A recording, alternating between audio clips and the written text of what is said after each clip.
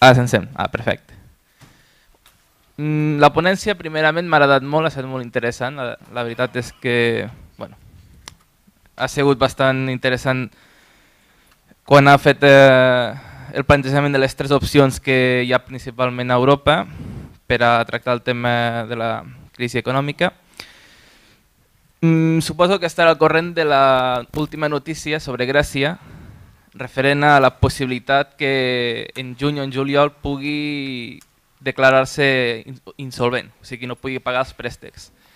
La meva pregunta és, aquesta insolvència de Grècia, aquest default de Grècia, podria, diguéssim, trencar el gel i permetre que l'opció número 1 que havia plantejat, que és l'acció directa, d'una vegada Europa l'executi?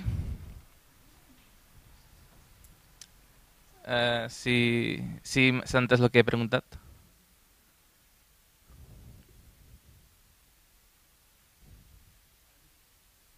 I'm not sure whether the question was lost in translation, but is it you asked me about the restructuring of I mean the default of Greece, yes, and what would whether that would open? I'm not quite I didn't quite understand the end of the question. What was the? Yeah, I mean,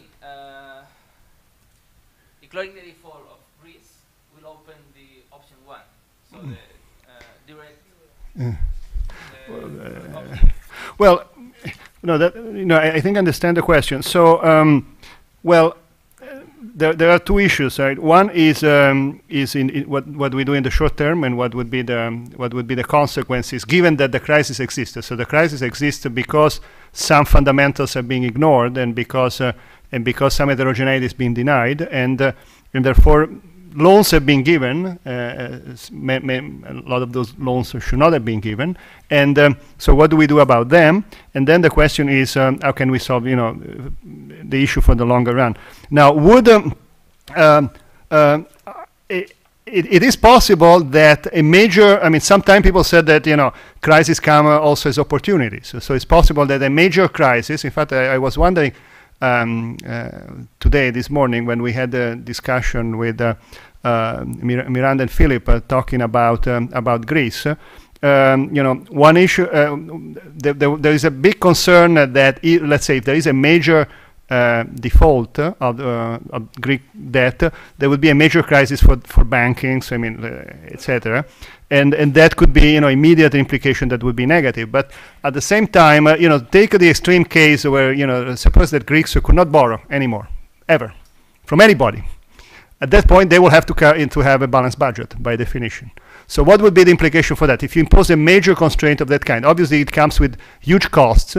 But if the Greeks have to have a balanced budget almost by definition, they cannot borrow internally or externally. Eventually, there would be a reaction that might be moving towards a first best solution. Perhaps it's a possible outcome if you impose major constraints. Now, of course, this would be an extreme case and probably not a particularly good one. We need borrowing and lending because for intertemporal reasons, so to finance investments, etc.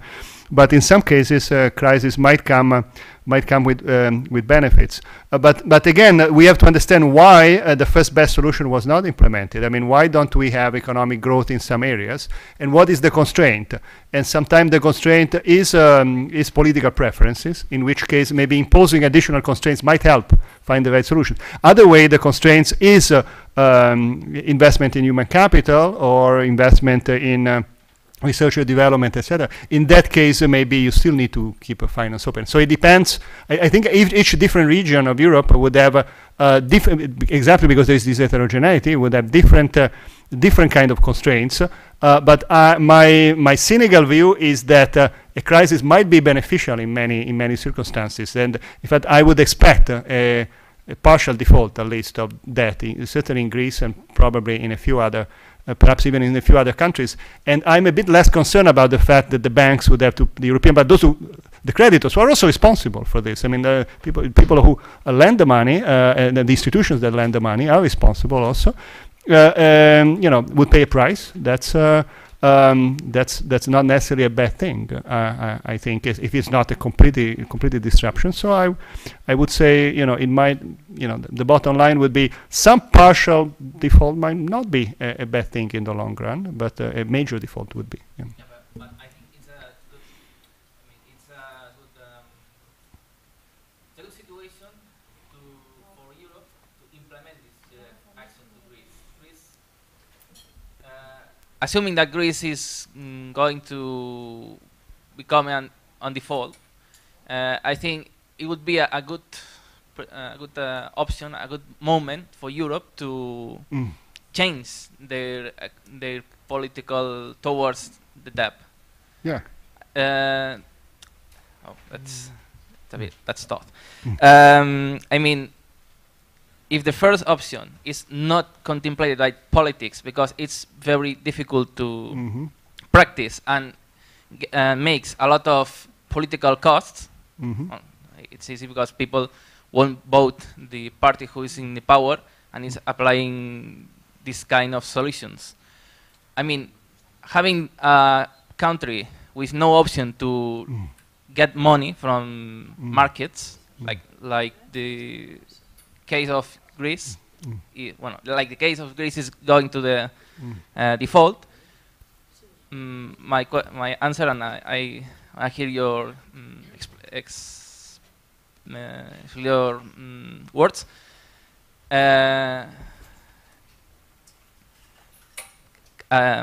Sorry. Okay. Vale. El que volia dir és una bona oportunitat que Grècia caigui en fallida, en possible fallida, per legitimar un canvi en les polítiques d'Europa per a canviar aquest model de finançament a les zones més pobres. O sigui, per canviar en comptes de fer préstecs o d'optar per l'opció número 2, per optar per una opció més profunda com és la primera, que sí que té més costos polítics, però que en aquest cas estarien justificats perquè el país estaria en una situació realment difícil. És això el que volia dir. Well, I will just say one more word about that. At the end, every solution will be a mix of three things. This a loss. It will be borne by a combination of taxpayers from the country that borrow, taxpayers from the country that lend, and the financial institutions involved. It will be a combination. Politics will determine the weights, and I think the crisis is there, and a Greek default will be an extreme version in which the loss is borne by the banks that lend. So it will be an extreme. I don't think that would happen, but that would be an extreme solution. But any solution will have some weight on these three different groups, and I suspect that there will be three positive weights. So there will be some taxpayers in the country that lend, the Germans, etc., might borne some cost, and the banks will borne some cost. That will clearly focus the attention of the European policymakers on changing the rules of the game. And that's something that is going to happen. It's just a question of quantity, not whether it's going to happen, but to what extent. Molt bé. Hi ha alguna altra pregunta? No? Yes. Doncs vinga, donem per acabada la sessió d'avui, no sense abans agrair-los l'assistència i als dos conferenciants felicitar-los per les seves ponències. Moltes gràcies. Thank you very much.